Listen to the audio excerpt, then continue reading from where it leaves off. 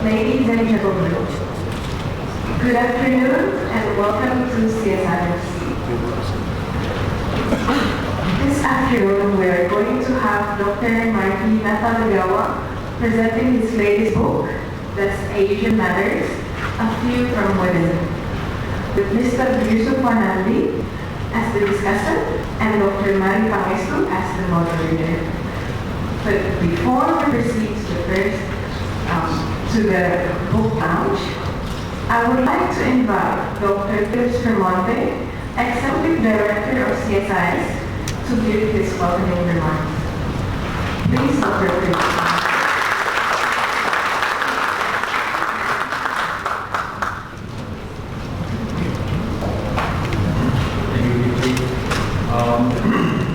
Very good afternoon, guests, excellencies, ladies and gentlemen. Welcome to CSIS. It is an honor for CSIS to host the book launch written by Excellency Dr. Marty Natalegawa, our dear former Foreign Minister of the Republic of Indonesia.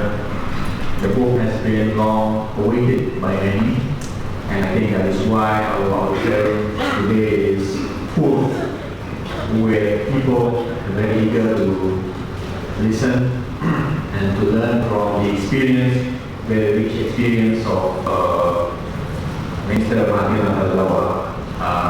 That's ASEAN Matter, a view from within. We at CSIS has a view from without.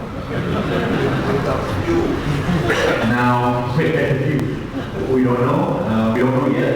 We'll listen to Marty, and hopefully after the discussion, we will have a clearer picture of ASEAN through the first-hand experience of Minister Marty Natalegawa, the problem that ASEAN is facing.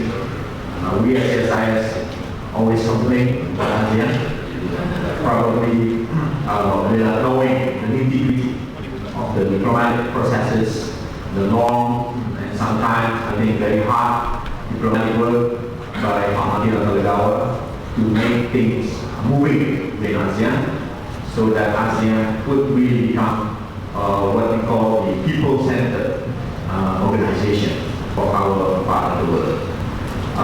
Once again, I'd like to thank you all for coming, and I look forward for a very rich discussion and very inspiring lecture presentation of Dr. Marty Natalegawa later on. Thank you very much.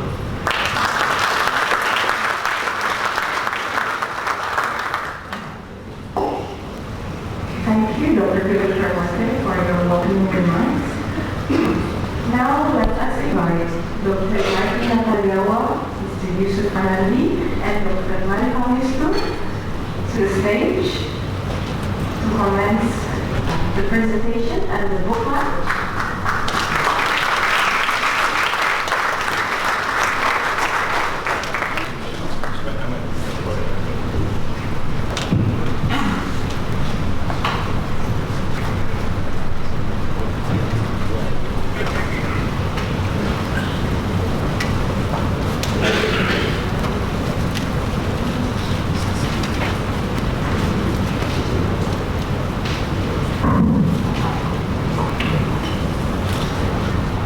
Good afternoon, Your Excellencies, ladies and gentlemen and friends. It's my great pleasure and honor to be able to be the moderator for this session and to introduce my colleague, Marty Natalegawa, and of course, my our senior fellow, and also, I guess, he was there from the beginning. We talk about ASEAN. Who will be the discussant, Pak Yusufwanandi. So let me just introduce Pak Marty as well as the topic that we have at hand today. I think many of Pak Marty doesn't really need introduction. He's obviously a career diplomat who has done a lot of work actually on ASEAN. Even I think he wrote your dissertation. I was trying to look up what you wrote for your dissertation. I hope you remember it too. The Southeast Asian Nuclear Weapon-Free Zone Proposal, retrospect and prospect. So much like me, I think we have spent, I have spent most of my professional career in and outside of government looking at ASEAN. And I think, as Philip said, we grumble about it, we complain about it, we moan about it, but at the same time, we also know how important ASEAN is, and at heart we all are believers of ASEAN. So Pak Marty has an illustrious career in the diplomatic service, obviously, having served as ambassador in London, as well as being our permanent representative to the UN. When he was called back to become our foreign minister in the 2009-2014 period. And in respect of his career with ASEAN, I think you were there at least in two of the most important milestones, maybe not most important, the two most recent important milestones of ASEAN, which was in 2003, you were the Director General of ASEAN, when Indonesia was chair and the whole ASEAN community was born. And I think we at CSIS at the time, we were working with Pak Ali Alatas on the outside, from the without, to work with the people within to give birth to the ASEAN community that we know today. And then I also happened to be with you in 2011 when we were again chair of ASEAN, where under Indonesia's chairmanship of ASEAN, I think it was the next stage of ASEAN. ASEAN is a regional power with global responsibilities, where we initiated many things. The Bali Concord 3, which is the expansion of the East Asia Summit to include the Russian Federation and the United States of America. And I believe we now have a Russian ambassador dedicated to ASEAN today, who was before also the bilateral ambassador. And on the economic side, of course, we gave birth to RCEP, which hopefully will finish negotiations this year. It's the process. In ASEAN, we have to be patient. It's the process, not so much the final results.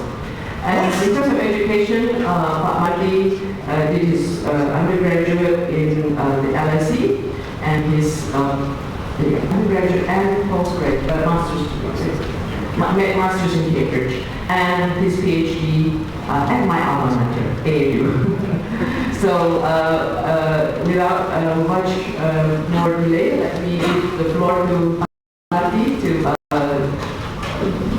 see whether we can figure out the answer. Does ASEAN matter? I'm glad you pose it as a question. So we're all waiting to know what the answer is. Marty, the floor is yours. And the second point that I want to emphasize is only a view within ASEAN. And I think I've been extremely clear from the very beginning in my book that this is only one view within ASEAN, my own personal view. And I do not expect all of you to necessarily share those views, but it is nonetheless something that I thought worthy of sharing. By way of context, it was never my intention to have this book published. It was more a note to file, as a matter of fact.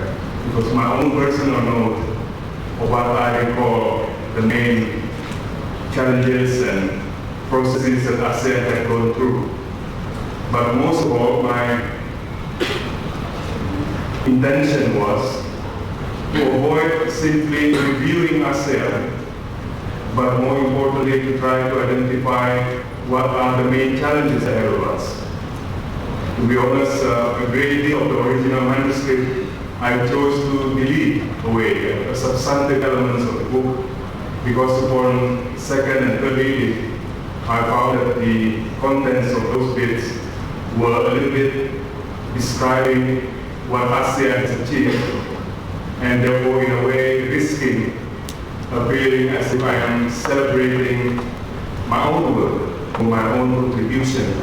So I thought I had better take those things out and let third parties be the judge, far more objective judge of what ASEAN has achieved, and rather in my note, in my book, to identify the work that I haven't finished, the challenges that remains, so that I thought would be more useful for the reader than simply recalling and reviewing what has been achieved. Because I think each of us, our main responsibility in my view is to identify the work that remains to be done, so that future generations of leadership within ASEAN can continue on to apply their hard work, be able to achieve what they need to achieve. Imagine a region without ASEAN. 50 years of ASEAN. I would say that a region without ASEAN, Southeast Asia without ASEAN, would be one marked by continued tensions, continued open conflict, even potentially between member states, between countries of Southeast Asia. Southeast Asia before ASEAN was a Southeast Asia that was divided. We had not only tensions and animosities, we actually had in many cases, in some cases, open conflict among Southeast Asian nations. I would imagine without ASEAN, such dynamics may have continued. And hence, upon reflections, I thought that one of the main transformative contributions by ASEAN has been in changing the trust deficit that has been prevalent beforehand in Southeast Asia to become strategic trust. After 5 decades of ASEAN, and ASEAN 10 in particular, we are able to witness and enjoy a situation where the idea of open conflict amongst us, notwithstanding the obvious differences that we may still have, has become increasingly set aside or no longer as being a likely outcome.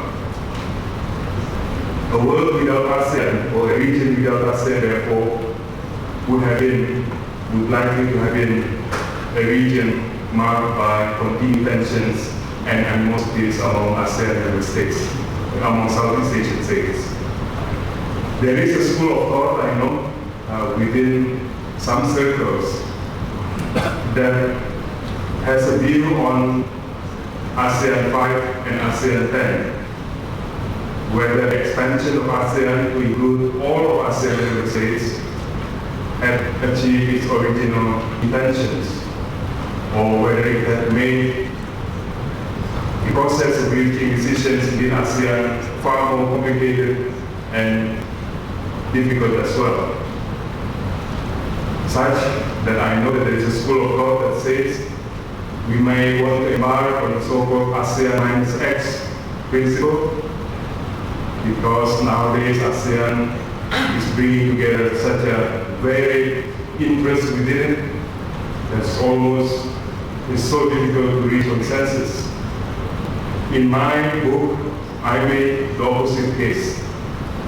The expansion of ASEAN to include all the Southeast Asia 10 has had a pacifying impact on Southeast Asia. Of course, it has made reaching decisions within ASEAN far more complicated, but the alternative would have been a perfect ASEAN, but an imperfect Southeast Asia.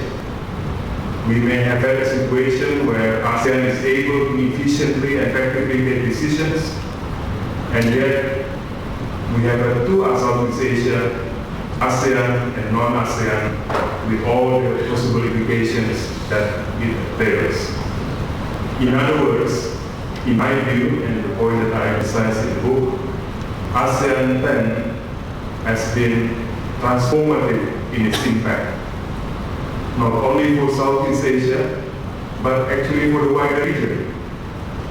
When one reflects, for instance, development in Europe, to take an example, where the expansion of NATO post the end of the Cold War have been coupled or have been followed by tensions between NATO and Russian Federation, for instance, in some cases, in terms of where the boundaries between the two entities are concerned. In the case of Southeast Asia, the expansion of ASEAN from 5 to 10 has actually brought the wider region together. For instance, we gave birth to the ASEAN plus 3. We gave birth to the notion of a trade that had not been there before. We made possible countries like China and the United States to regularly have conversation in our region. So a world without ASEAN, a region without ASEAN, in my view, would have implied a region that is divided, marked by even more tensions and animosities than we could imagine. A world or a region without ASEAN also, in my view, implies position of countries of the region that continue to be subservient to the wider interests of the major countries of the region. Prior to ASEAN, the Southeast Asian countries were, in a way, pawns in major power rivalries and proxy interests. The type of major power interests and rivalries that magnify already existing regional tensions and differences. But through ASEAN, through 5 decades of ASEAN, and for further reflection, we have seen the role of regional countries transform to become what had initially been pawns in major power rivalries, to become central in the driving seat role, shaping and molding the region's affairs. This is a very significant transformative concept.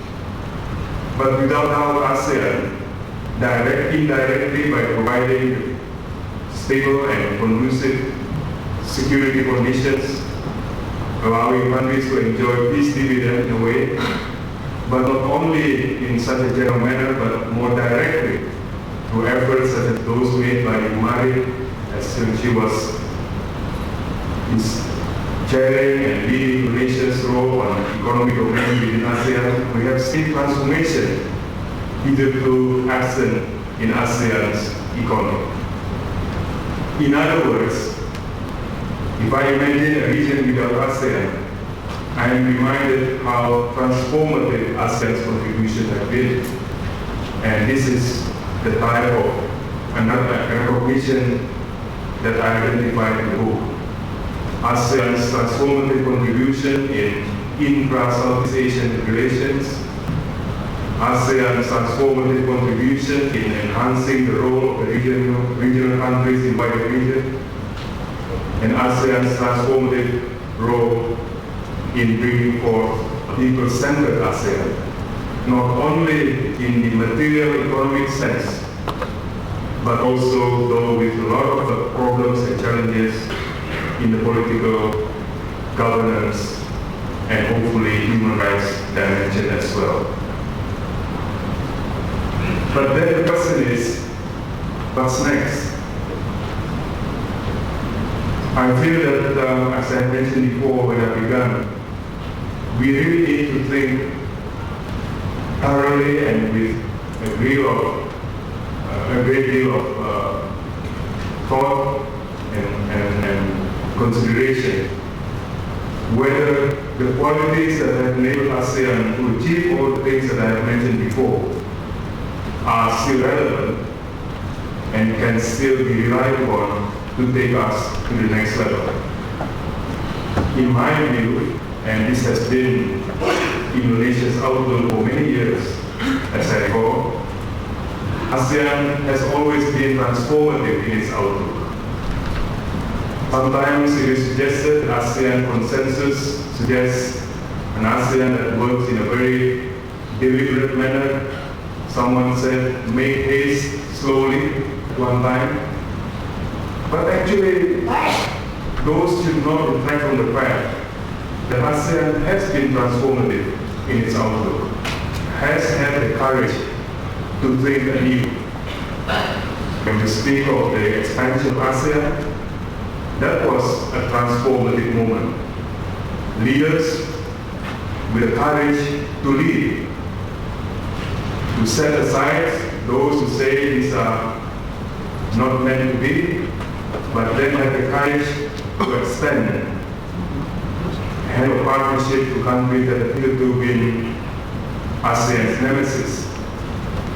People like Pak Ali Alatas, Pak Muhtar Sumatmaja, the cocktail party approach in dealing with Cambodian situation. All are examples of ASEAN thinking in a transformative way. The TAC of 1976, ASEAN Community of 2003-2005, I remember very much Mr. Hassan Grayuda challenging us within the Foreign Ministry back in 2003. I wish to acknowledge my colleagues from the Foreign Ministry who are now very much in the driving seat of Indonesia's policies to challenge us anew how we can raise the quality of ASEAN's cooperation beyond association. And hence we have what Ibu Mari mentioned before, ASEAN community. In other words, in short, we have made it part of ASEAN's outlook to be constantly reinventing, seeking anew, and be transformative in our outlook. What I am rather fearful of or concerned about is that there is a challenge of complacency. As if what had worked for the past 5 decades is good to go for the next 5 decades.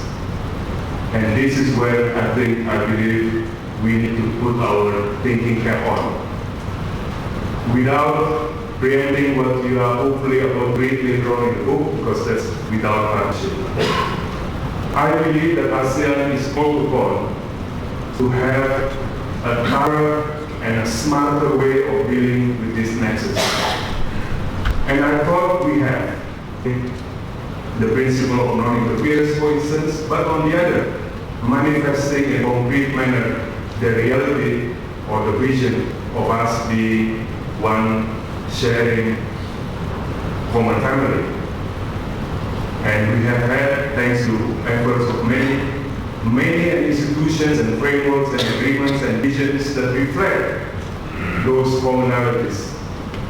ASEAN Intergovernmental ICHR, the ASEAN Human Rights Declaration, ASEAN Institute for Peace and Reconciliation, and many other instruments which basically provide the wherewithal of ASEAN to both continue to be steadfast to its belief in non-interference and sovereignty, but at the same time demonstrate our shared aspirations and sense of sharing and caring.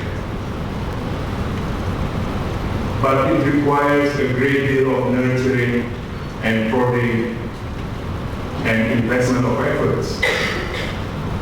The instruments that we have are mere potentials.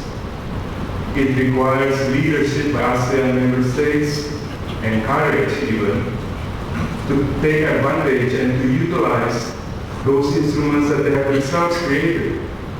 Otherwise they become no longer relevant, they are in abeyance, and they risk irrelevance.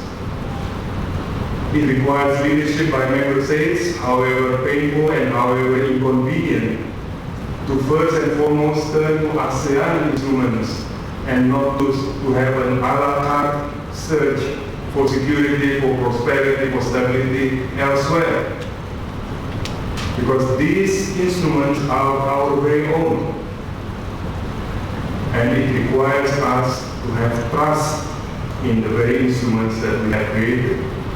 I spoke earlier of trust deficit, initially between member states of countries of Southeast Asia. Perhaps what we have now is like a trust deficit to our own instruments.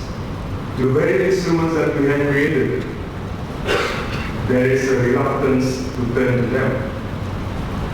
In the little note, in the book that I have, I mentioned some examples where ASEAN member states collectively chose to apply themselves to the problems that they have. We have here the ambassador of Cambodia, whom I worked closely together when we were both in London, and I'm very grateful that we have this opportunity to have another conversation.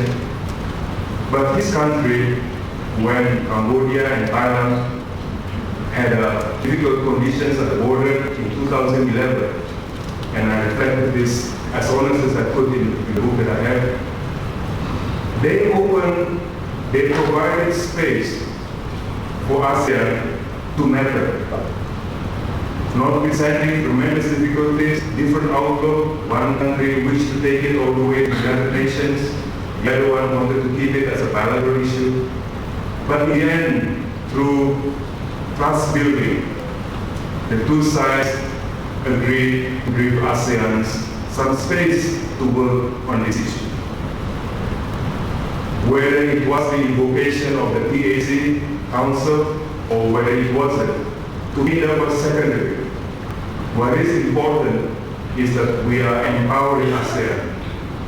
Likewise, on Myanmar, whose ambassador is also here,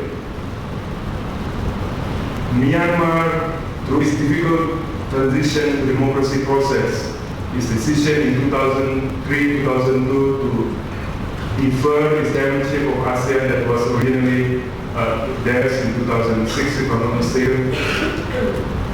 Myanmar also at the time was a difficult portfolio that ASEAN actually, as a matter of fact, managed to manage. We were robust and united in speaking with a common voice on Myanmar externally, but within ASEAN, we were equally robust and candid in encouraging Myanmar to do the right thing. And at the time, Myanmar did not see this as being an unfriendly approach, but one that they know that they can and they need to work together with ASEAN, synergizing domestic and international. I thought we have a script. I believe we have a script. It's called the ASEAN community. But I fear that we are not recognizing what we already have, the wherewithal that we have. And hence we have a situation now where issues of the region are being discussed elsewhere, far beyond the region, without any ASEAN common voice. When Thailand and Cambodia occurred in 2008, Indonesia and Vietnam were members of the Security Council. Very unique situation. Two member states of the ASEAN at the same time, members of the Security Council. But when the issue was brought to the Council, there was no common ASEAN position. There was an attempt, but then it couldn't be achieved. In 2011, we succeeded to have an ASEAN common approach. So by the time the matter was taken to the Council, we had a script, and the Security Council simply aligned itself to the region's perspective and outlook.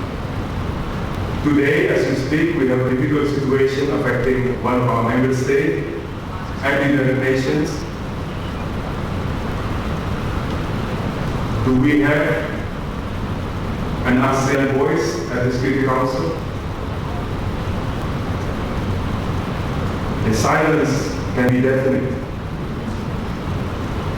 I wish, and I'm free to say this now, I wish we apply ourselves strongly, because issues, problems deferred are problems that are going to be magnified later on. And I can assure you, and I see Pak Natalegawa here as well, who had served with me together in the Security Council before, unless regional countries take ownership of a problem, then the problem will simply spin out of control. And we don't wish. There was a time in 2009, 2010 when I began to speak at the UN of ASEAN being net contributor to international peace and security. No longer a problem on the Security Council, we are actually contributing to the Security Council's work. Let's ensure that remains the case. For addressing the nexus between domestic and international. Fortunately, thanks to people like Asan Indo before me and others, we actually have a script. It's called ASEAN Community. Let's look at that script properly, apply ourselves. It will be very difficult, but I can assure you it will be far more difficult if you choose to be inactive. And it is not late. It is not late. The other nexus that I wanted to mention is the nexus between the region and the wider region. I sometimes feel a little bit embarrassed by the suggestion as if ours, this period of time that we are living in, is the most complex and the most difficult time ever. Because we are facing tensions and geopolitical shifts between China and the United States, pushing and pulling ASEAN from one side to the other. But if I look at my senior, my senior diplomats of Indonesia before and others far more experienced than I, there were times in Southeast Asia when we were also equally addressing problems of this type. It was called the Cold War. Soviet Union and United States, all kind of dynamics and problems. But ultimately ASEAN managed to manage these dynamics. We were then able to seize the variation in our own respective foreign policy outlook as our strength, not our weaknesses. Of course, ASEAN has a very foreign policy outlook. You have countries that are aligned formally even with one of the major powers, others that are not aligned like Indonesia, others still that have friendly relations with other regional major powers. But that has not stopped us to do the region and to do the wider region as well.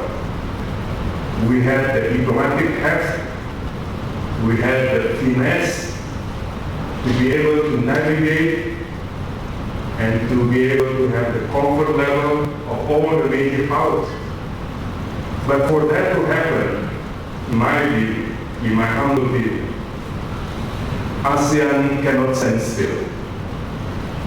Sometimes I can be accused of being a little bit of a busybody, trying to always looking for new ideas.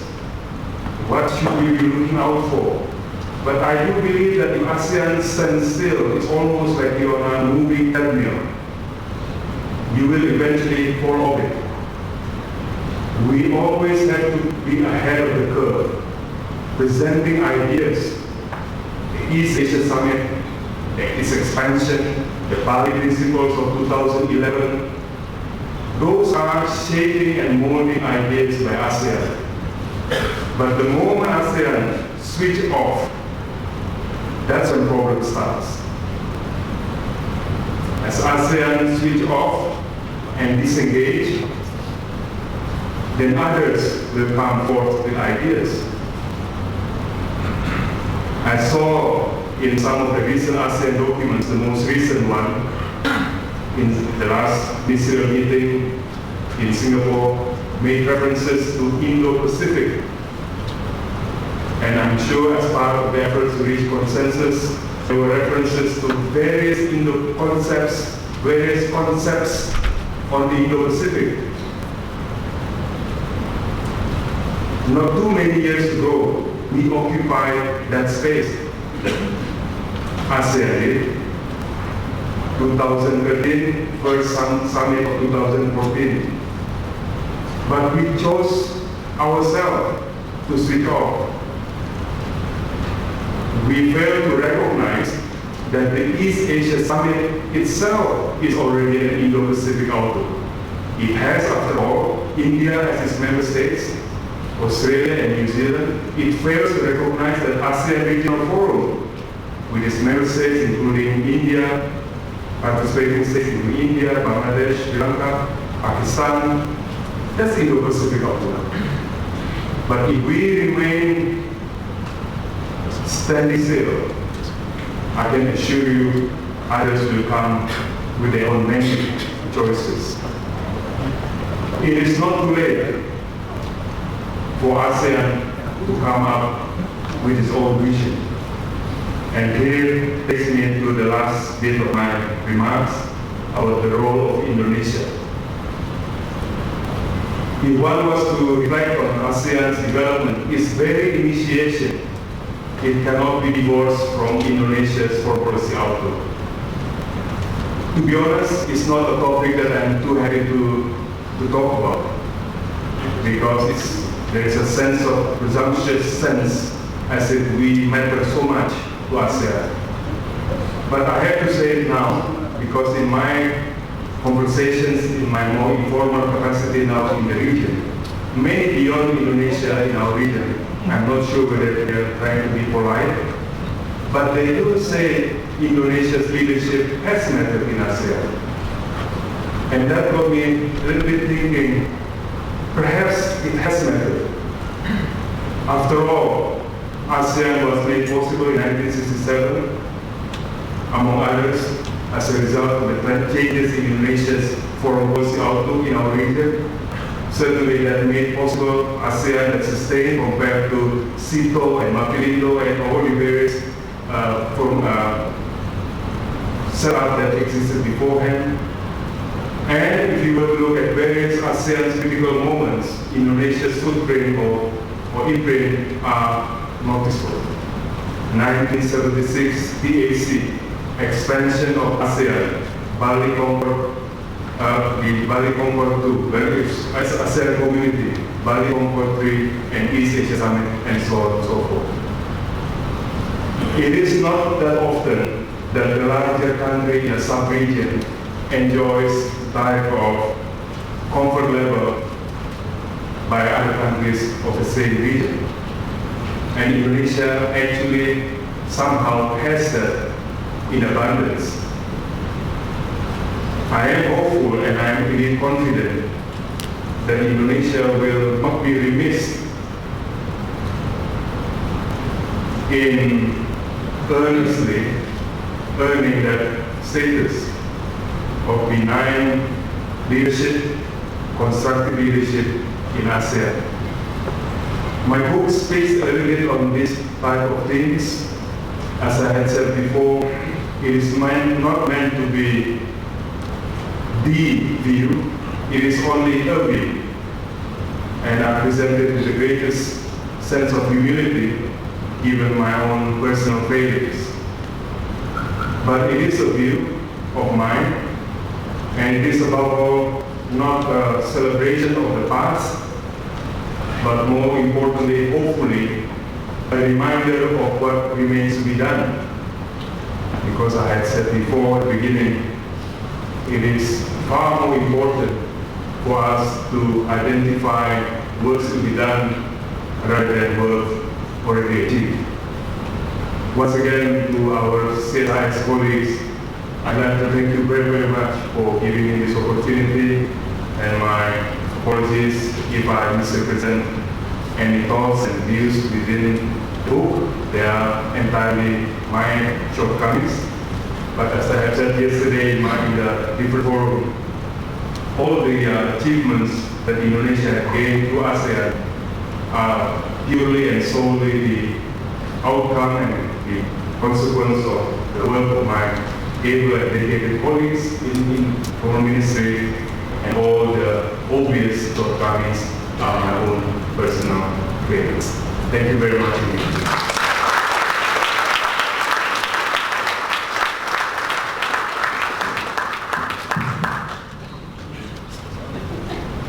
Our next speaker is going to be the designated discussant for Marty's book, Pak Yusuf Manandi. Obviously, also doesn't need an introduction, but his official title is he's the senior fellow of CSIS, as well as being, of course, the chairman of the board of trustees, as well as publisher of the Chicago Post Daily and chairman of the board of Prasetya Mulia University. And I think he's probably one of the most qualified in this room to be the discussant, because he's been there from the beginning when we talk about ASEAN. Marty talked about the 3 stages of ASEAN in his book, where we build trust between each other, we build a community, and now we are at the stage of the people-centered ASEAN. And I believe Pak Yusuf will be there for ASEAN 4.0, and he will speak, I think, with wisdom in terms of answering this question, does ASEAN matter, especially beyond for the next 50 years. Yusuf, you have the floor. Thank you, Mary. I was very moved by your speech, Marty. And I'm very honored and really privileged to be able to make some comments.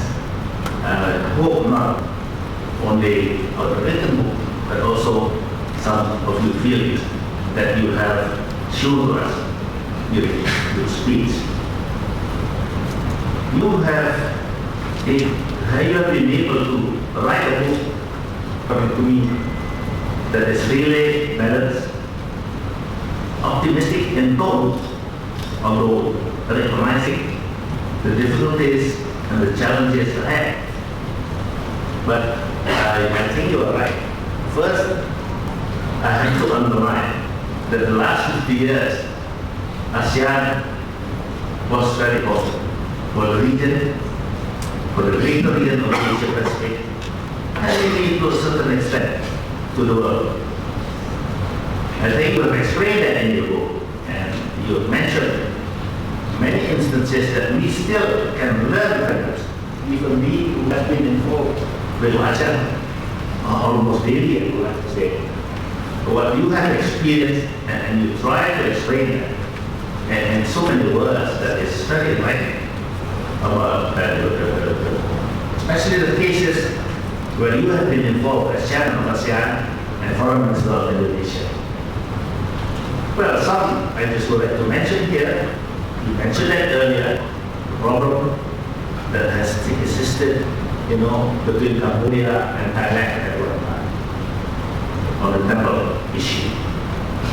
Then, of course, the problem of having and nurturing actually ASEAN, Myanmar to become a member of ASEAN, and solve for, I think, a year or two, the problem, the challenges of Myanmar, of ASEAN.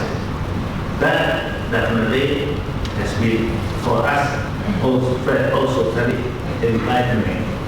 One part that we definitely could learn more about is your explanation, because you have been involved about the nexus and the relationship between ASEAN and the UN.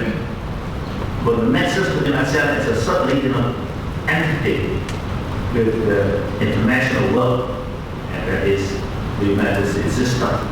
I felt it was very enlightening, and it was also, I think, a very important point to be made for our next 50 years, So therefore, that was, I think, for me, a very encouragement to do the same in the future and to look into this problem too. Well, you not only, of course, cover some of the results, but also some of the problems. As I said, it's a very optimistic outlook you have given us, and I agree with that. But recognizing, and especially for the next 50 years, the new challenges we are facing. In the meantime, after 50 years, we have made Southeast Asia free of conflict, we made Southeast Asia, developing to a very large extent, for welfare and for the people actually interest in community, the economic community to be established. And we have been able to make the Balkan of East Asia into a peaceful region for the last 50 years. That cannot be taken up from us. I think this is an achievement that we not only can be proud of, but also that is an achievement that we really have enjoyed together. Being able, the peaceful surrounding and circumstance, develop our economy and develop ourselves and our relationship in the region and to establishing a community. As I said, you have also mentioned some of the problems that we are going to face. And you mentioned that in the last two, actually, or three, chapters. When you talk about the ASEAN and the people sector of ASEAN, development, actually expecting what is going to happen in the future. That ASEAN should be people-centered.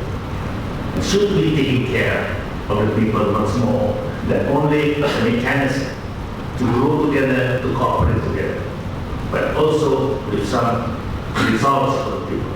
Not only in the economic field, but also the political security as well as the human rights issues. That is, of course, part of ASEAN and has to be taken on by ASEAN, especially in the future, because that is a request of our millennials, of our young people, and that will be definitely increasingly so. So that, I think, is been some kind of a game changer to the future. The people-centered ASEAN. That is what Marty mentioned to us. In the meantime, the questions arise whether, we can answer some of the changes that is happening, whether we are up to that, whether our institutions and our regulations, our laws are prepared for the changes that we are now experiencing and might face even in much quicker terms, in much more deeper terms than we expected today. This is a very big question. ASEAN, I just would like to recall, has been established by countries who have just came out from colonialism, is very jealous about their own sovereignty and freedom. And therefore, for the first 50 years, although it gradually has developed, the principle of unanimity, the principle of consensus is a very important one, as Marty has pointed out, to make us comfortable with each other, to understand each other much more than before, and therefore we need to ahead, although sometimes we don't even completely understand what this is all about. So that is the task we need to establish, and much more so in the future. In the meantime, the idea of a supranational entity in the form of a secretariat, I think, is a no for the time being at least, and not, I think, to be changed in the near future. So there is only one thing to do, as proposed. That is, since all the government's concerns, the state concerns, are so much adamant about the sovereignty to be considered, and therefore would like to have a say on everything. Actually, I think it's only fair, but at the same time, can you go with the quickness of change and with the depth of change that is going to come? Is the question now. So, let the executive improve themselves according to my opinion. We cannot change the secretariat for the time being to a supranational body, and we really not need it for the time being. But what we can do is increase the intensity of relationship between our top leaders. That, I think, is a very important step to take. If you see this chapter, you see the way ASEAN has been going on. Always the heads, the leaders, are the most important actually entity that has helped ASEAN every time and again. If we cannot raise consensus, go to the heads. If we have a crisis, go to the heads. But the heads only meet twice a year, and that might not be enough for the future.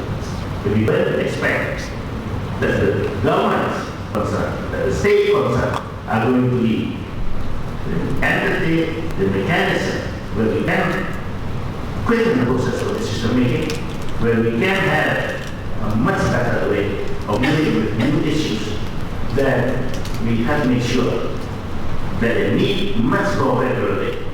That in the meantime, by doing so, they understand each other, appreciate each other, understand what the other countries are all about, slowly getting that into their system, and then they can decide at the end what they should do together. And I don't think that it is an impossibility. I think it's a very possible and maybe the necessary change that has to happen. Hopefully, we can see that happening yet in our lifetime. So that we can see that what we all have achieved in the first 50 years is not for nothing, but it's only a preparation for the next 50 years. Thank you so much for your time.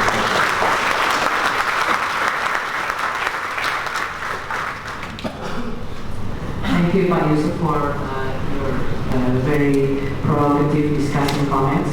I think we seem to be agreeing that we're all cautiously optimistic about ASEAN. That's actually what my own definition of my own feeling about ASEAN. Sometimes I'm very critical, but then other times I pose the same question that you did. Imagine a world without ASEAN. That's the only way you can answer it. And I will always say also, you have to be patient with ASEAN. You can't expect immediate results or immediate impact. ASEAN is a process. And sometimes we often start with a very low ambition, but as you get more confident, then we tend to accelerate the ambition. So I think that's, we've had a good round of viewpoints about the importance of ASEAN in the last 50 years for the peace and prosperity of the region. And I would say that I don't think you could think of any other regional organization in the world today that has lasted the 50 years and is still evolving. I think when you say, does ASEAN matter? What does ASEAN 4.0 look like in the next, let's just say in the next 10, 20 years, because we do have to evolve, we do have to respond to the increased uncertainties, the increased multipolar world that we are facing. And it's actually a time when, as you correctly pointed out, Marty, the time for collective leadership. And in many discussions we've been having in other fora, it's also about shared leadership with other partners in the region, and the importance of EAS, because we have a lot of issues with the big major power up north, which is not really cooperating too much on the multilateralism part. So we want to still have regionalism and multilateralism and continue to engage the US. And the EAS is there already. I think we do need to utilize the fora that we already have, strengthen it, and make it more responsive to the conditions of today. So those are just some, I think, opening salvos in terms of the discussion. But Marty asked not to speak for too long and only to have one discussion so that we can have a wide and open discussion today. So the floor is yours. Hashim, please, you have the floor. I think there's a mic right there. Thank you very much, Marty.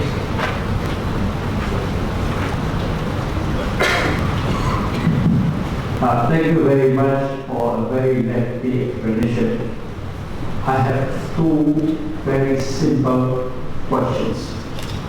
One, what are the strengths and weaknesses of ASEAN, and how are we going to make use of them and to overcome the weaknesses? Second questions.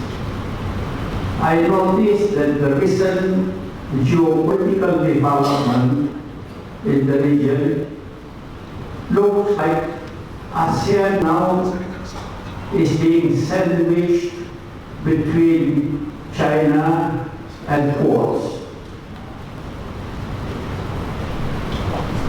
How do we overcome this not being eaten up by either of those two forces? How can we make use of them rather than eating up ASEAN? Thank you. Thank you for your very always insightful question, Balaji. I'm going to open to more questions, and then after that, I'll give you time to respond. Oh, you okay, I'm going to test you. Okay, another two interventions. Oh, Pak Wirana, we have our seniors coming in full force, Pak Bali. Okay, there's one right at the back. Okay. Thank you for a very candid discussion. Both of the success as well as the challenge. You say that ASEAN cannot stand still. Yes, because it can still move forward. It's like riding a bicycle. Now, what is the success? In my view, the success is that it is able to avoid conflict, not to settle disputes. We are living with disputes. And we have been living with disputes for a long time, and disputes now are becoming very many. If you look at the regional nation, you see the Sino-Indian relations, thanks. The Sino-Japanese relations, thanks. The Sino-American relations, very thanks. Or at least confusing. So we have to move from just avoiding conflict to settling disputes. And we have to have a mechanism for settling disputes. But Pavanadi reminded us that moving to a super-state system is still something maybe possible. So this is a challenge. But we have to stay with it. And it uses leadership is not seen in this way. So I'm only having this moderating question. I don't have anything to respond, but at this point, we are at a time when we are posed the question, is the 21st century going to be Asian century? The last century was American century. Before that is a British century. But if Asia continues to be divided, I don't know whether the 21st century is going to be Asian century. Thank you, Fabian. I think there was a question back there. Yes, please. I think okay. All the pegawai ASEAN muncul.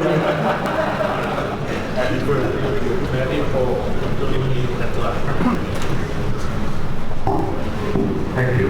Kumari, thank you very much for giving me the opportunity. And congratulations to Pak Marty for having had time to write and to publish the book. Pak Marty, I have to note first that I haven't had the opportunity to read the book, so I don't know whether the point that I'm going to put forward has been discussed in the book and how far. Secondly, I'm guided by what you have said on two occasions, that what you were trying to do in the book is to list what remains to be done by ASEAN. Now, Marty, my question is formulated in the light of what are the point of the UN on the human rights a few days ago, as stated, as announced, that Myanmar has done genocide or ethnic cleansing in the Rohingya, and the observers are of the view that it would be difficult for to expect that the UN would done much about this in the light of the veto right of the permanent members. So observers are looking at ASEAN, and more specifically, of course, to Indonesia being, whether we like it or not, being the natural leader of ASEAN. You did touch in your remarks that one of the neighbors has some difficulty now, and I think you were also referring to Myanmar. Perhaps I ask, you may be willing to share with us what Indonesia can do in the future, in addition to what we have done or what we are still doing now concerning the problem. Thank you very much, Pak. Terima kasih. Thank you very much. I must say I'm listening to, having received the questions and the very important remarks, I'm reminded of how the wealth of knowledge and that's prevalent in this August hall. If we can tap those experiences and knowledge, I think we will be far enriched as a result. For instance, I spoke earlier of the need for ASEAN to be transformative in its outlook. When I received the question from Achin Jara just now, I am more reminded how when Pak Achin was Kabadan Litbang and I was just joined that group, my first foreign trip was to accompany Pak Achin for the South China Sea workshop process. And I do remember, apart from remembering losing, I think, for one time, your passport, for which I was, I felt really terrible, obviously, and extremely anxious, but you were kind enough to be very, taking it not too seriously. But I do recall at the time when Hashim was going around the region, there was a question mark by many members of ASEAN. Is this Indonesia being busybody following Cambodian conflict resolution, Paris agreements, and now looking for a new issue to bring forth? But at the time, just to illustrate, even then, ASEAN, Indonesia's transformative outlook, we will say that we are trying to manage potentials for conflict in the South China Sea. If it's by nature prevention, you are not even able to identify what the actual problems are in terms of manifest shape. But we persevered, Papa persevered to the South China Sea workshop series. Eventually we have the ASEAN Declaration on South China Sea 2002, and so on and so forth, the Manila Declaration beforehand. The point I wanted to mention is that we had transformative outlook even from before. And I wish very much for us to continue that outlook. Specific to Parashim's question, what are the strengths and weaknesses? I wish only to identify one, if I may, Parashim, but because they are both strengths and weaknesses at the same time. In my view, is ASEAN's diversity. The diversity of its makeup, of its political systems within it, of its foreign policy orientations. On the one hand, they can become sources for divisions, obviously, but if applied and managed properly, the diversity actually gives us strength. As I mentioned before, I was trying to suggest before on our foreign policy outlook, ASEAN's external foreign policy outlook, the diversity in our foreign policy outlook actually had made it possible for ASEAN to be friends, to have friends all throughout. But that's how we have been in the past. We weren't trying to impose a common ASEAN foreign policy, common ASEAN external outlook. We celebrate our diversity and we evolve. Ajim, of course, you would know far more than any one of us in this room. As I recall, ASEAN's external policy evolved from initially being very minimalist, neutrality-oriented, ZOFAN, zone of peace, freedom and neutrality, speaking of Southeast Asia being neutralized. So we are saying, please neutralize us. If you look at ZOFAN treaty, it speaks of Southeast Asia being neutralized. But then we grew in our confidence. We speak of our resilience, national, regional resilience. We began to speak of having dialogue partners, but we all evolved. But if I was again to identify our strength, it's our diversity, and yet at the same time potentially our weaknesses as well. When we deal with some issues, some of us we can't have it all our way. And I think this is where some ASEAN, we need to remind ourselves, sometimes less can be more.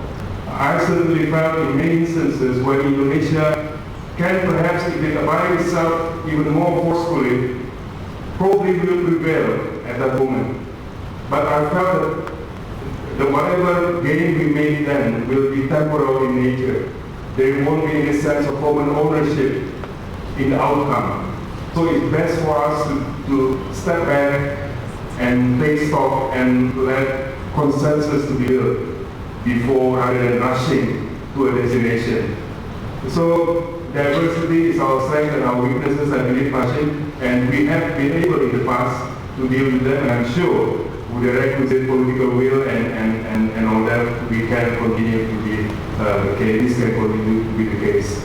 On geopolitical issue about whether ASEAN can be like squash between the Quad and China, this is precisely the point that I was trying to suggest.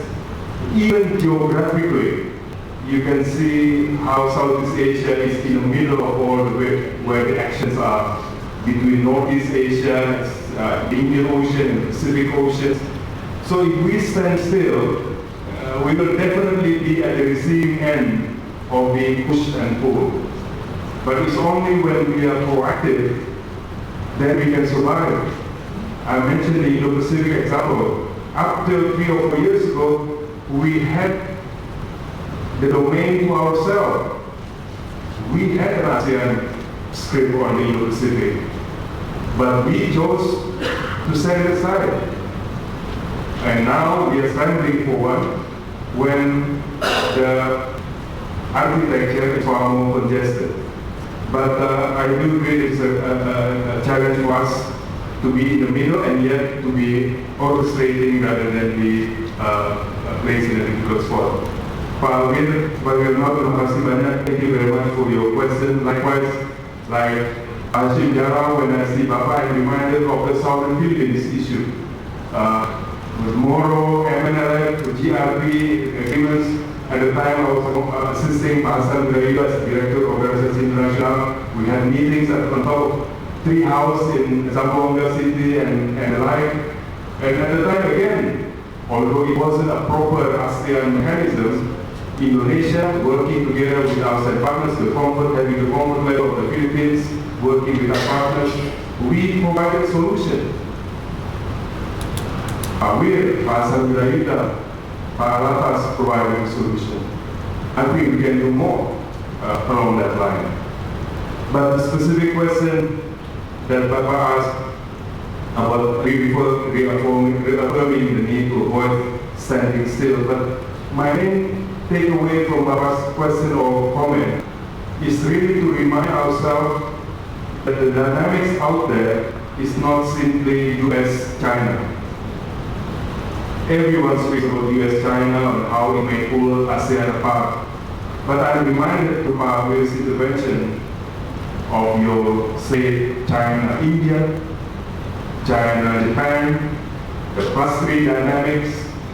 These are, in Russia, of course, increasingly robust and important in our region. These are dynamics out there that many of us don't even recognize as being important. Hence, in the past, I used the term dynamic equilibrium rather than a static balance of power notion, as if we have power that we can index away, one power here and one power there, and then have some kind of magical balance between them, but rather identifying dynamics, recognizing intent, some of the most important changes in our region recently has not been driven by the so-called major powers. ASEAN's position on the South China Sea, I believe, has been driven principally by the changed position of the Philippines. It wasn't any other country but the Philippines, through its own domestic internal changes, have a changing outlook and has ramifications throughout ASEAN. In Northeast Asia, the recent developments have been driven, in my view, thanks to the courage of the leadership in the Republic of Korea and North Korea, rather than or despite of the other person elsewhere. So, a dynamics of power with a dynamic equilibrium managing these complex issues is what ASEAN needs to be focusing on. But specifically on mechanism, I agree completely. We are having, I use the term and I apologize for being so brutally honest, a hello and goodbye forum for the East Asia Summit. Because leaders come, as Pak Yusuf said, they meet only once a year in the East Asia Summit forum. Of course, the senior officials would meet beforehand, many times over, foreign ministers. But the leaders meet in November or December for a given year, November or October. But things happen between January and October. We cannot have a hello and goodbye forum. We need to have the forum actually work, the summit process to actually work. I have suggested in the book to have at least two modalities. One is a crisis management capacity, a peace and security council of the East Asia Summit. And in this room, I see many of the ASEAN PRs and PRs of the non-ASEAN East Asian member EAS countries. I believe these ambassadors who are already in Jakarta, they constitute an EAS Peace and Security Council. They should meet every 2 weeks, as they have now recently doing, and review developments in our region. We cannot simply wait until July or February for the repeat or October, but they should take away the sense of drama of having to meet whenever there is a huge crisis. But if you meet on a regular basis, having a generic topic of developments in our region, then we can absorb these things. They can raise it to the foreign ministers level, they wish, or even to the leaders level. But they need, I'm not trying to be unfriendly, but they need to keep earn their living here in Jakarta. And I am so optimistic in my view. This is a wonderful crisis management question. They should not only be looking at the budget of the ASEAN Secretariat. Honestly, I mean, they are not the fifth committee of the UN. They are full-fledged ambassadors, having full powers given by their respective leaders. In my view, a Peace and Security Council of the ESS Summit, and the other one, my pet project of Pet Wish and Hope for Wish, is a TAC for the wider region, a Treaty of Amity Cooperation among East Asian Summit countries. We need to widen the zone of peace that ASEAN has created before, widening the TAC to cover the wider region. And last but not least, Pak Ruiz, who was already a DG ASEAN when I just joined that group, and whom I occasionally try to assist in typing some little notes, and at least I was able to buy some Padang food for him when I was at Libang with Pak Mauna at the time. But Pak you had made a very pertinent point. It is the current situation affecting Myanmar is not monopoly of Myanmar. All of us in ASEAN, I can guarantee, sooner or later and any one time in the future, will have our own internal problems. So while we are now focused on Myanmar, developments in the Rakhine state, but we in Indonesia have had our own problems, plenty of them in the past. But that is why I believe we need to invest, it's worthwhile investing in ASEAN modality, in ASEAN solution. It won't go to waste because it's not tailored only for Myanmar, it's not tailored only for Indonesia or any other issue countries, but it is good to go for all of us. Just now, Pavi, if I'm not mistaken, used the term, looking, the wider international community looking to ASEAN. What I'm afraid of is that I think they're no longer doing so now. I read, for instance, the statements by the UN Security Council member states at the UN recent debate on developments in Myanmar. I hardly saw statement reference what's on ASEAN even a single time. So they have moved on. They have begun to believe that they don't even bother to ask us anymore. They don't even have expectation of us. That is what is troubling me a little bit. We should be there, we should be safe. I mean, when Thailand and Cambodia was in the Security Council on the 14th of February, because I remember it was a Valentine Day, but it was 14th of February that I was missing because I was in New York, I couldn't leave this time here. But I was 14th of February 2011. Your views and Thailand's views were diametrically opposed, but at least you are speaking with one voice that we can sort it out amongst ourselves, and the international community, the Security Council, the ICJ, turn to us. But what I am fearful now is that we are not even looked at. I'm not sure whether they don't want us to put us on the spot, not wanting to make us look embarrassed. But when I read all those statements, I'm afraid we are missing. And we shouldn't be missing. It is one of us who's there. Where we will disagree, and there are many disagreements between us, but we should be standing and speaking with a collective voice on ASEAN matters. Thank you.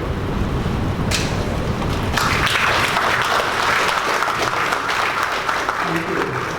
That's a food for thought in your answers. I'd like to now open the second session of questions. Okay, I have one there, one at the back. Wow. Okay. 1, 2, 4, 6. Okay, I'm going to do all 6. And then the Pamani, 7. You want to do everything. How do I remember all that? So,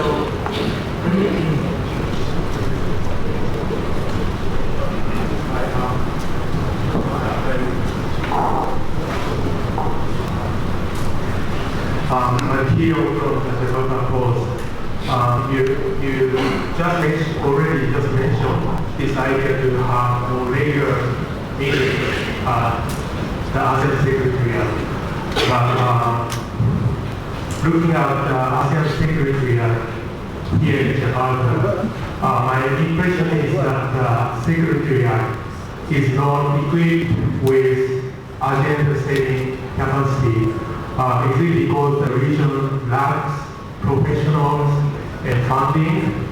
How do you evaluate the roles of the Secretariat today? And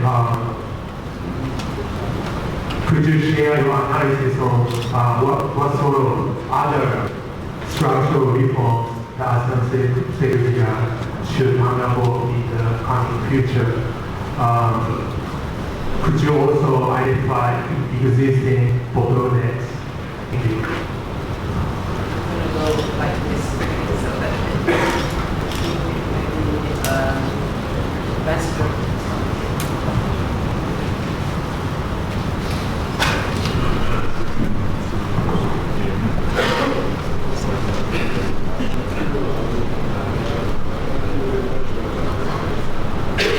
Honestly, I think correctly. So when we left the control, I think there's a good care at the ASEAN community. So when I noticed you are very strong leadership to lead the ASEAN community ambassador. But the good thing I would like to say is that I have it rules.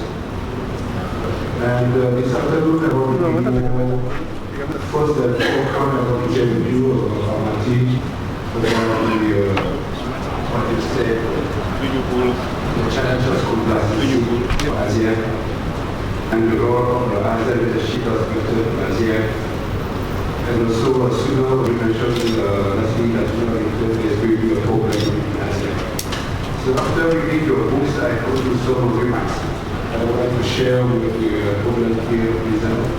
I noticed there's a support from ASEAN, even my colleague from Cambodia. But I want to be more critical about ASEAN. Because I'm also the board member of the Cambodian Institute for Peace and Cooperation.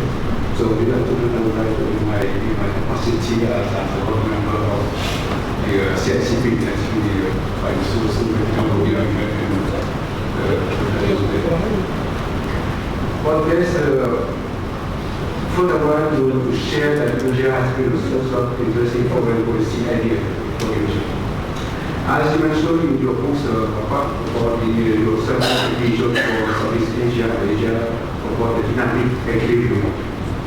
But there is a term that I'm sure to capture handsomely how Indonesia and whether ASEAN would want political international relations in Southeast Asia to look and operate in that integrative, cooperative, and respect. However, it's my view and thought that Indonesia often can act, sometimes passively, sometimes at least passionately. And I would like to see leadership from ASEAN or from Indonesia. In another area, it's saying that the ASEAN secretary also, I would like to see my opinion, does not have the kind of power that we need to break deadlock and stimulate change within ASEAN. Currently, the chair by rotation. Anyway, this part of my mind will be the next book I discussed about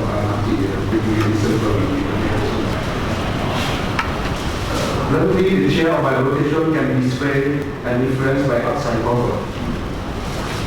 If Indonesia wants to be a leader, that it is true and that the bloc irrespectively in Indonesia and indeed to escalate in the game plan to create a form of king, that it is really the bloc. This not only that is story where Indonesia was stories spread around Southeast Asia or flex its economy or military muscle.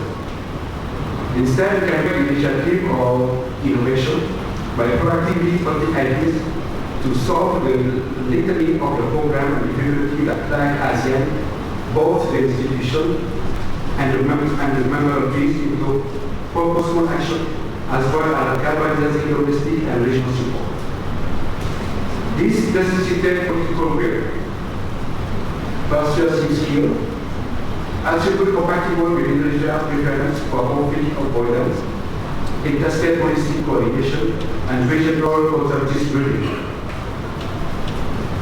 I share and as active, I support Indonesia should be a proactive, enabling and facilitating trust and direction that the ASEAN configuration and leadership. What are at stake for Indonesia and ASEAN? Post-2019 Indonesian presidential election, will the scenario change for ASEAN? When will Indonesian political leadership? So my conclusion is a whatever will be repeat. As you mentioned in the next 50 years, we will raise the same question about Myanmar's position, about what conflict in Cambodia, or Southeast Asia. Obviously, after 50 years, the next 50 years, ASEAN should be the same. So this is, I would like to say, it's just a view from us. Thank you very much. Thank you. Yes, question right at the back.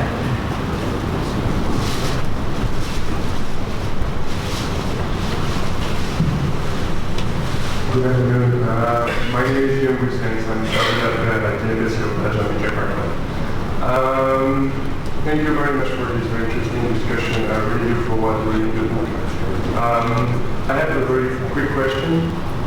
Coming from Europe, without simplifying the process of integration, what I think is crucial is the support of the people. It's important to have political leadership, but in order to have political leadership, I believe you need to have the support of the people. And Pak Marty, you mentioned that an ASEAN that is oriented on the people is crucial. So I wanted to have your views more in detail on how can ASEAN deliver more to the people, but how can ASEAN also better explain what it has delivered for the people of the member states. And then a very quick second question. As you know, Belgium will be with Indonesia in the Security Council 2019-2020. So I was wondering, what are your views on how Indonesia can use this opportunity during 2 years to better promote and help ASEAN facing this issue? Thank you very much. Thank you for that question. Thank you, Excellency Pak Marty, and congratulations for this book. And I like very much of your approach to this book. As you have mentioned on what ASEAN need to do, the two nexus. The first one, the regional and international. Yes. And before that, I'd like to thank ASEAN and especially Indonesia. When Myanmar wished to become a member, the support is always with us. And on the chairmanship, also, the support and endorsement of Indonesia is very important. And we have completed this task. As you have mentioned now, Myanmar is in a very difficult position at the Security Council.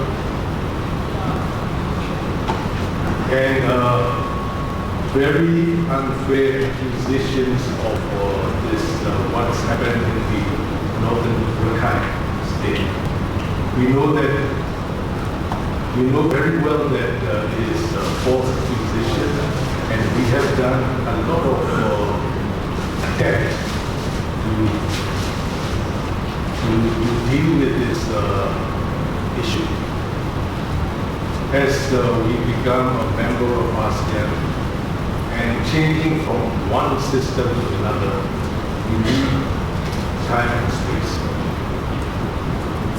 And the questions that you have posed, ASEAN Executive Council, that if one member state has in a very difficult position, how ASEAN could stand there. Of course, every year at General Assembly, IAMM is there, but it's not very effective if one member state has in a difficult position. How should we, ASEAN, stand in the United Nations with member states? I hope and wish Indonesia will again become a Security Council member next year. Yes, I hope Indonesia will do something for the member, not particularly on Myanmar, but today is Myanmar, tomorrow can be many members of ASEAN. And second point I'd like to raise the issue is talking about strength and weakness. This decision making of ASEAN consensus, some school of things that is the weakness, but it is also a strength. That's why all the other partners wishes to have engagement with ASEAN. I hope ASEAN shouldn't compromise this consensus with any other thing. I'd like to hear your view on this also. Thank you.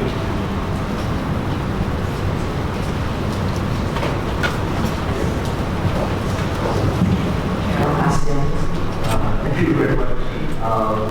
Actually, I'm obliged to take the floor in my capacity as chair of ASEAN to respond to Pak Marty's point about having a peace and security council mechanism in Jakarta, taking advantage of the presence of the 10 ASEAN permanent representatives as well as the non-ASEAN EAS participating country ambassadors who are here. And I'm glad to inform you and the rest of the audience here that actually there is an existing mechanism. It's known as the East Asia Ambassadors Meeting in Jakarta. It is a very new mechanism. We now meet at least once a quarter, but whenever the occasion calls for it, we can meet more frequently. So, Marty, you can ensure that we are all trying to learn our keys here. But I must also add here that since this is a new mechanism, it is still evolving. There are still differing views, even among the EAS participating countries, on how much and how far this mechanism can do. But I think there is a general view among most of us that this mechanism can be strengthened so that it can do more of the things that you would like us to do, and we want to thank you for your vote of confidence in us. Thank you. Thank you. That was a very good additional explanation.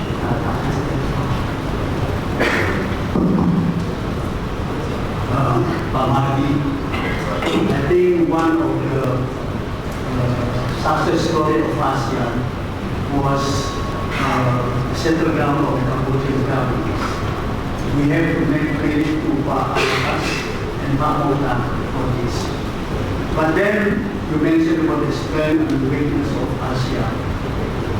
One of the things I would like to refer to Pak Mr. Wanandi about what's the prospect of ASEAN for the next 50 years in the question of human rights.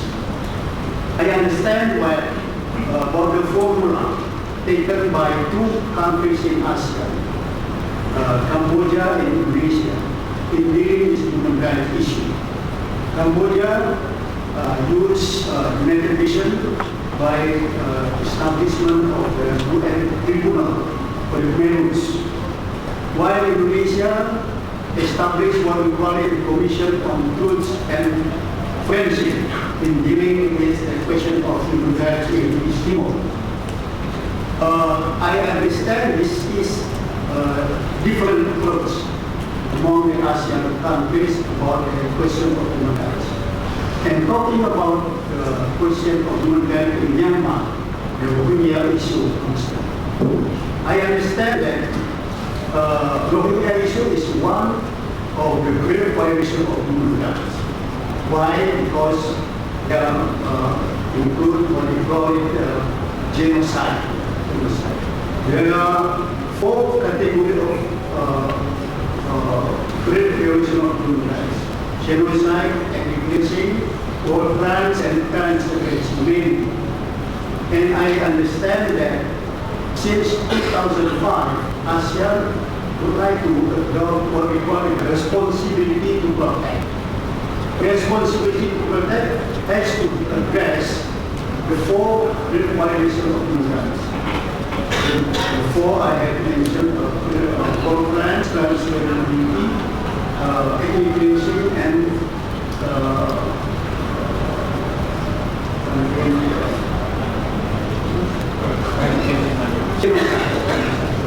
so it means that whatever the ASEAN done for the future, they have to address the question of human rights.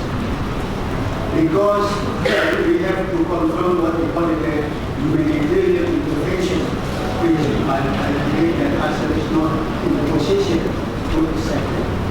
I would like to get to a review, particularly how ASEAN Regional Forum deal with this question of human rights. Thank you, Mr. Phillips and Ambassador Phillips. Thank you. I think congratulations on both. I am presenting the males.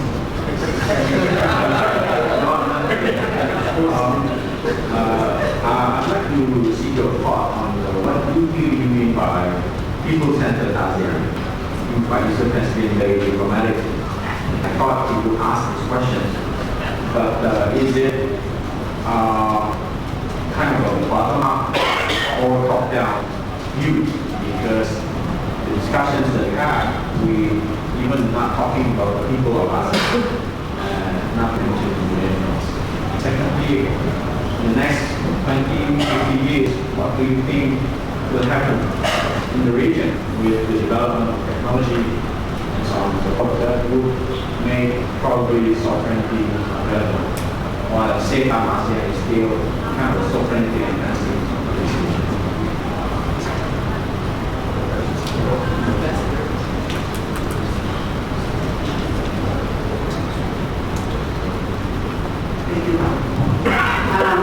I'd like to thank the CSIS for inviting me and the other permanent representatives to ASEAN. I just want to take the floor. We have been forced to justify our salaries.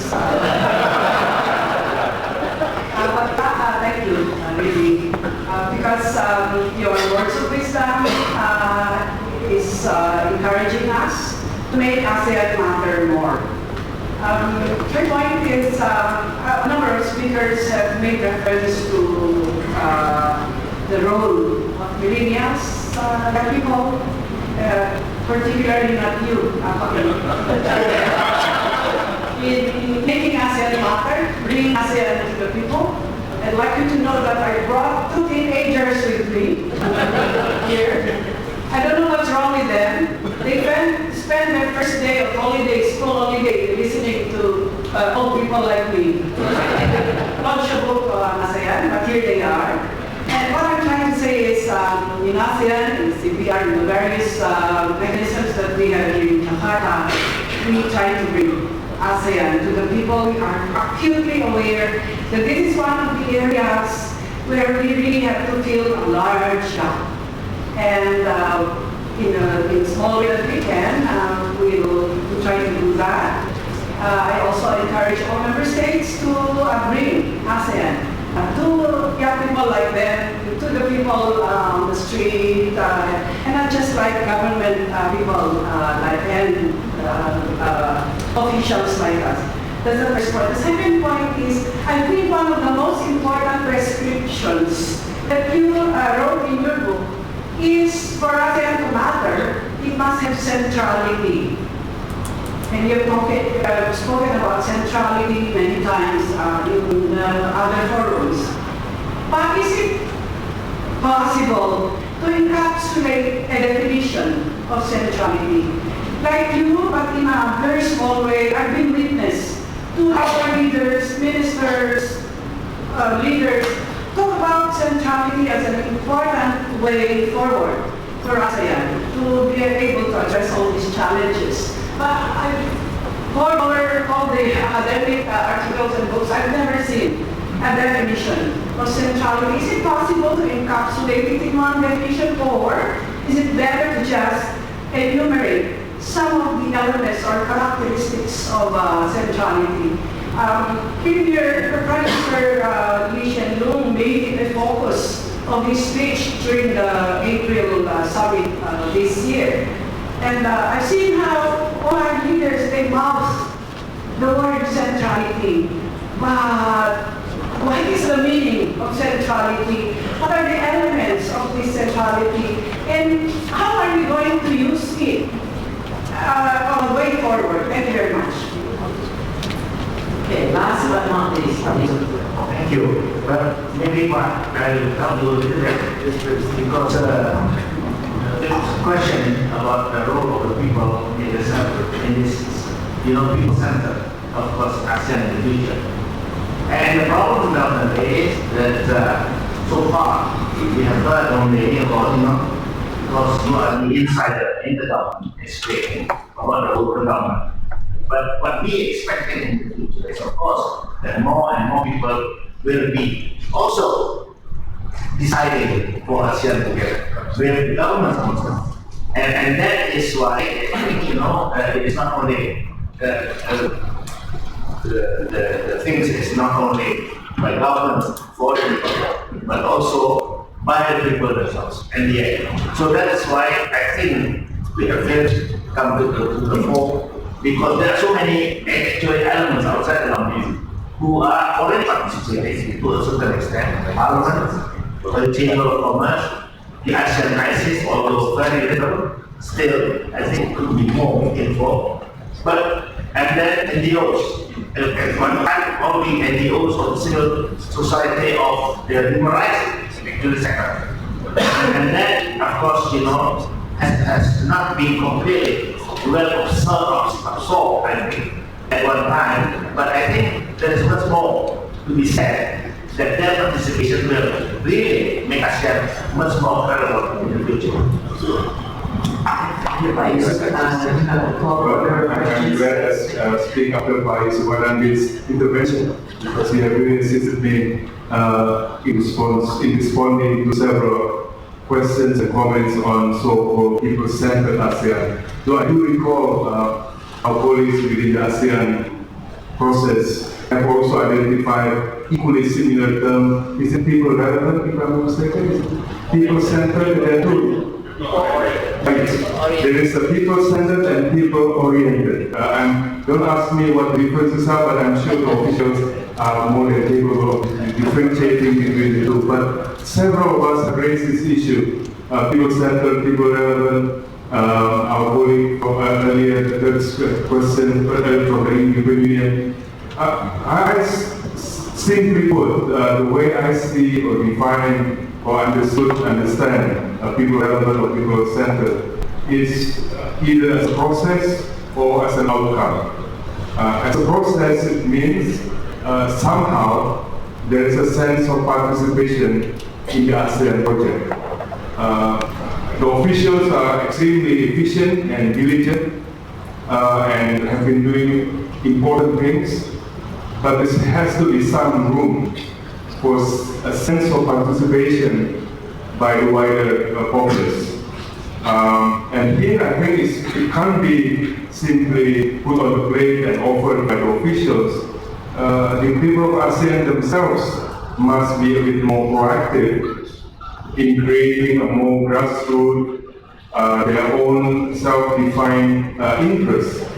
So I think in terms of process, there is what I understand people-centered as being a process. It means greater involvement or at least sense of ownership and participation by people of ASEAN in ASEAN project.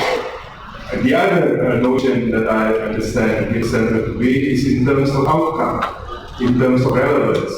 To what extent are the various ASEAN policies and documents and agreements, to what extent are they making an impact on the lives of so-called ordinary people concerned? So in terms of process and in terms of outcome, those I believe are at least two criteria by which to judge whether ASEAN has moved along the continuum to become a little bit more people-centered or people-oriented. Going back to the list of comments and questions, Ibu, Marie, I may not be able to answer all of them, but the first one on the ASEAN Secretariat, this is an issue that has been so well recognized. I remember in particular towards the end of the late Secretary General Suri Tisuwan's term as the ASEAN Secretary General. He was extremely forceful in making the case, the need to strengthen the ASEAN Secretariat. I remember him preparing a special paper to this effect and actually wishing to have some kind of special ASEAN foreign ministers retreat to discuss the issue.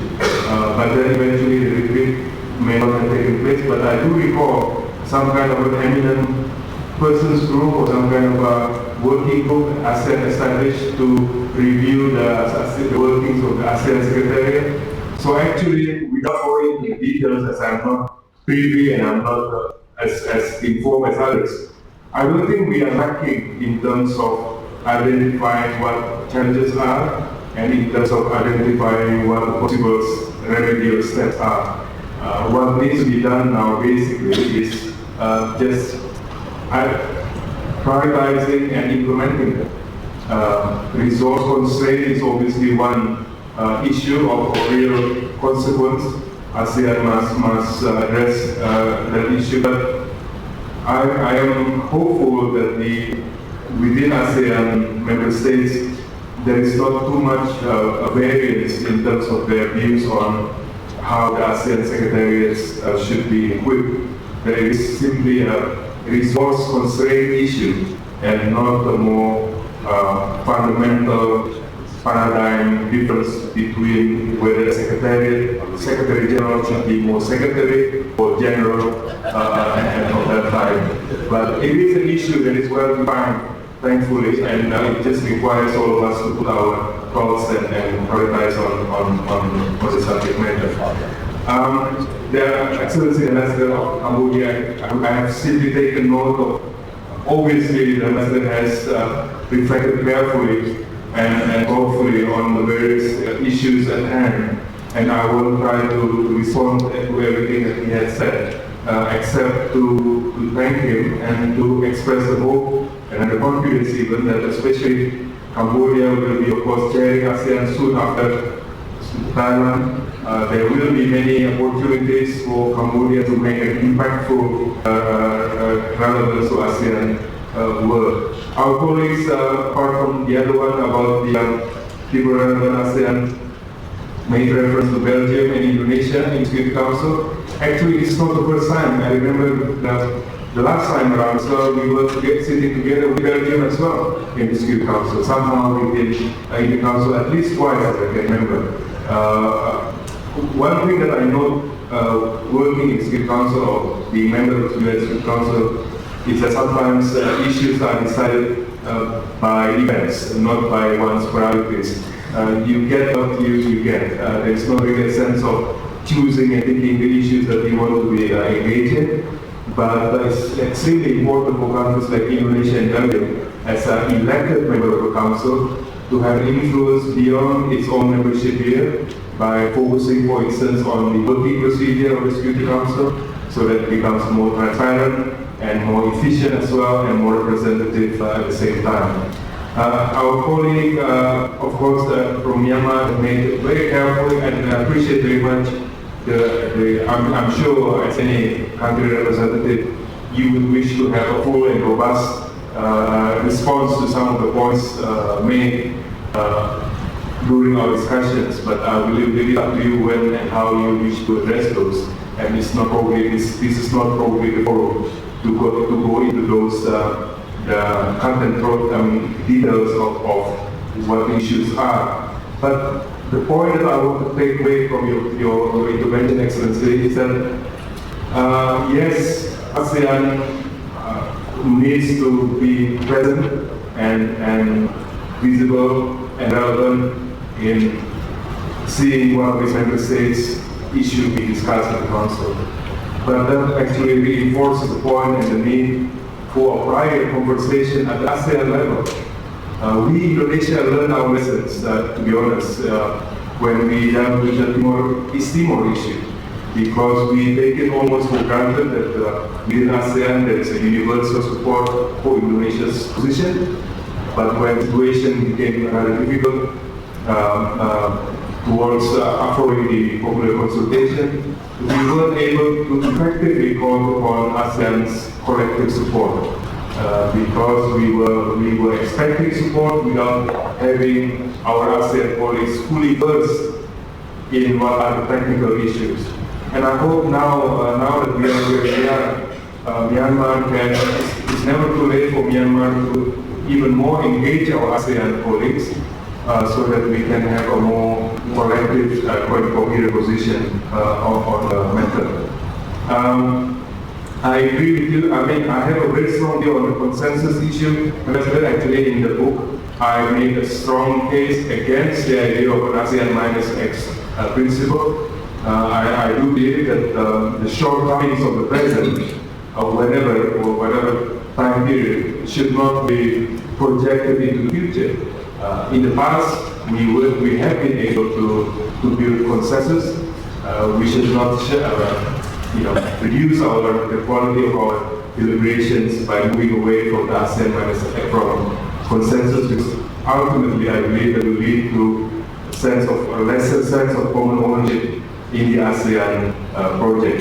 The chair of ASEAN has spoken, Singapore, and I hardly need to add any more apart from thanking and appreciating the fact that the ASEAN PRs and the EAS non-ASEAN PRs in Jakarta have been, as you have said, organizing themselves in such a way. It is a process. It is a process, comfort level and habit that needs to be developed, but it's fantastically important that it is actually taking place. My only other footnote is that when we had the Chibu principles, when the ECHS summit was first convened, the ASEAN community relevant element of ECHS summit was very much at the forefront. So before we bring matters to the ECHS summit forum, there has to be some kind of an earlier ASEAN level discussions and advanced mature thoughts on the subject matter, rather than having issues being put in the ECHS summit like a loose cannon and without any prior ASEAN. Because otherwise, ECHS summit can become almost like APEC, although not all ASEAN countries are in APEC. ASEAN member states must be disciplined in having an earlier conversation amongst themselves prior to any ECHS summit level conversation among them. Our first on the human rights issue in ASEAN, this is the point that I was trying to make, especially in the book as well. Indonesia, when we went to reform 1998 onwards, we recognized that we need to bring conversation on human rights, on democracy to ASEAN. And otherwise, there will be too much of a disconnect between what is happening in Indonesia and the wider region. We weren't trying to replicate, we weren't trying to impose Indonesia's experience to the wider region, but at the very least, there has to be some degree of synergy. Hence, at the time, we promoted the idea of APSC, ASEAN Political Security Community, with all the various instruments that we have to make sure that there is again, a sense of equilibrium and synergy between the two sides. But these things takes investment of efforts. This is the point that I was trying to make earlier. We have all the wonderful instruments and possibilities, ASEAN Human Rights Declaration, ICHR, IBER, and many other instruments, but there is reticence to actually empower them and make use of them. Indonesia tried in the past to contribute in changing the dynamics. We weren't shy in bringing our problems to ASEAN. We have plenty of them, and so Myanmar today, we did not feel despondent because we also have our own problems in the past that we were very happy to bring to ASEAN because we wanted to change the dynamics within ASEAN. And then thankfully Myanmar followed suit, then the Philippines followed suit, Thailand as well. So it is about state practice, it is about state leadership. I remember at one time we also had a UPR-like procedure introduced within the ASEAN ICHR as well. To UPR ourselves, Universal Periodic Review, to ask our ASEAN colleagues to look at the state of our human rights, sometimes to the openness of some of our ASEAN colleagues. They don't really want to look at the human rights situation, but we want to look at it, simply to change the dynamics. And this requires courage and leadership by our leaders in ASEAN to shape and promote rather than simply turning our new institutions. People-centered, I think I have addressed partly about technology. I think this is the great disruptive, both negative or positive potential for our region. Singapore has been extremely far-sighted this year in its chairmanship year of ASEAN in making digitalization and theme of issues of this type being important to ASEAN. Smart city initiatives, government was taken, Mr. Chairman, and the like. To be honest, the introduction of such themes into ASEAN will mean that I will become obsolete myself because I am a 20th century letter writing, going to the post office type of person rather than technology savvy person. But that notwithstanding, I believe that eventually technology will be ASEAN's ally. ASEAN should have a more 21st century outlook rather than otherwise.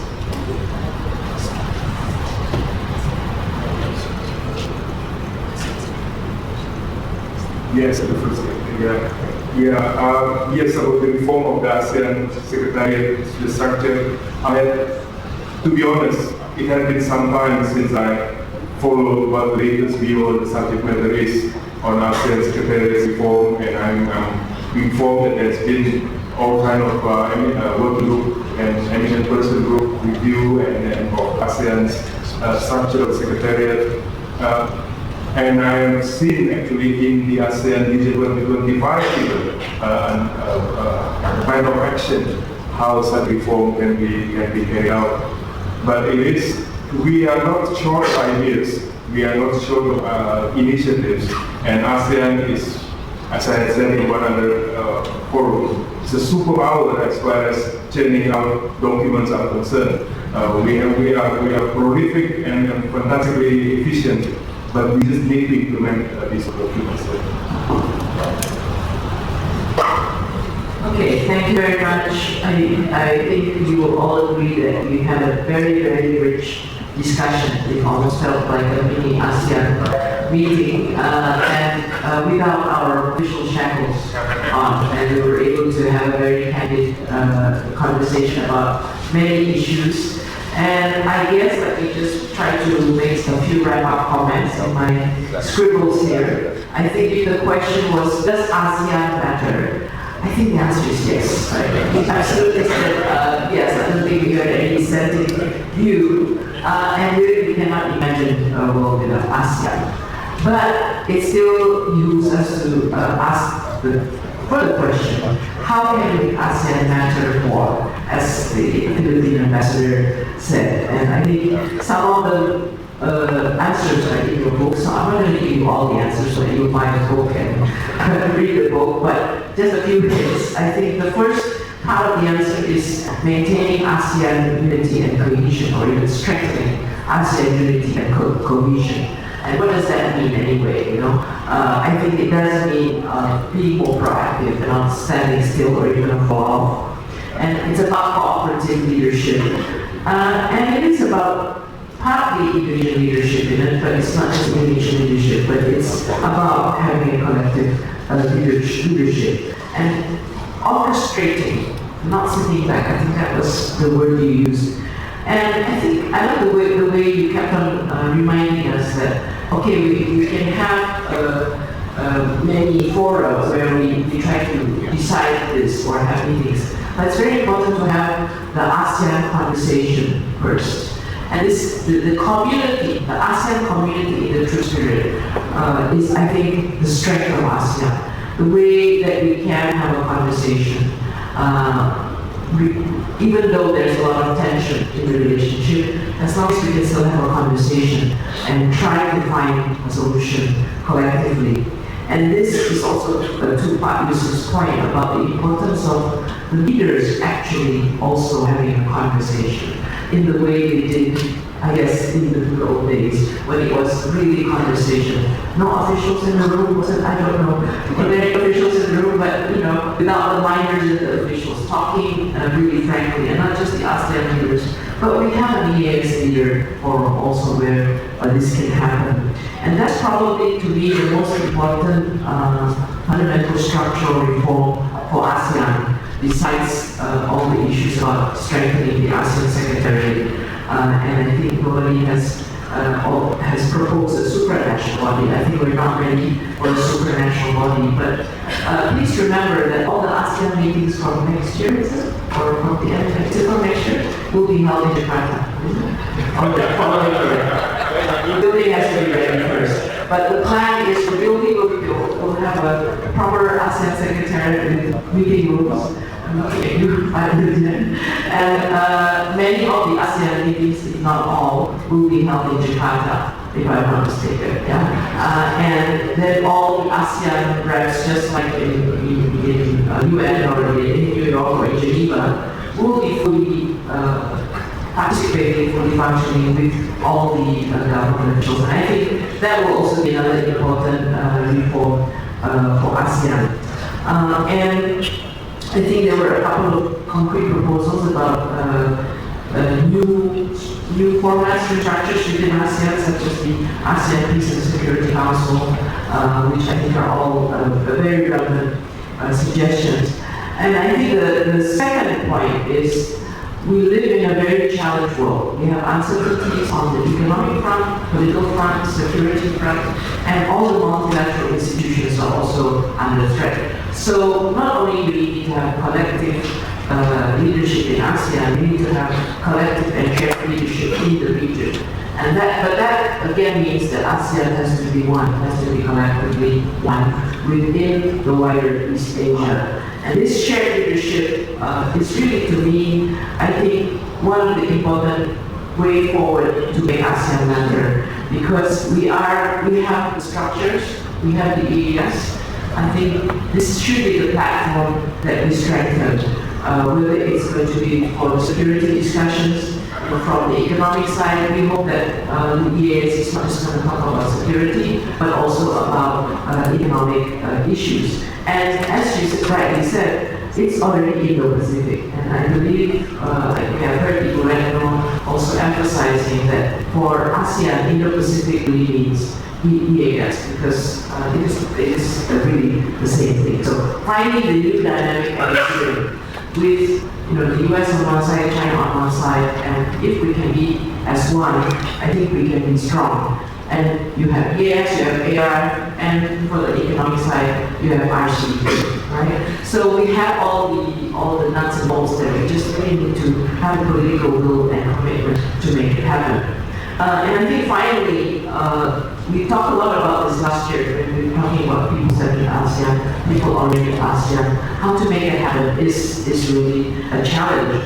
But I think it has to do with the inclusiveness of ASEAN, how it can be more bottom-up, how it can be more participative. And actually, I do think technology is part of the answer, because you are actually going to be able to have more SMEs involved. You're going to have you reduce the cost of information and connectivity to the point where you can have more links between each other. And I was attending one of these ASEAN meetings where they had all the startups. This was an Indonesian-based meeting, so they invited all the startups. And first of all, we had to explain a little bit what ASEAN was and what ASEAN does and all that. And then when asked, okay, so what is it in that for you as startups in this disruptive world? What does ASEAN mean for you? Well, it means if we can actually do whatever we do, not just in Indonesia, but in ASEAN, that would mean a lot to us, right? And then you get into the discussion about, okay, it is not just about goods, services, investment, people, but it's also about data flows. Then it's not just an economic issue, you get into the security issue and so on and so forth. I think these are actually the new challenges that ASEAN will face, and if we don't address them, as students would say, we will become irrelevant. So these are some of the my takeaways. I hope I have done a good job in moderating and providing some conclusions. Let's give a round of applause to Pak Marty.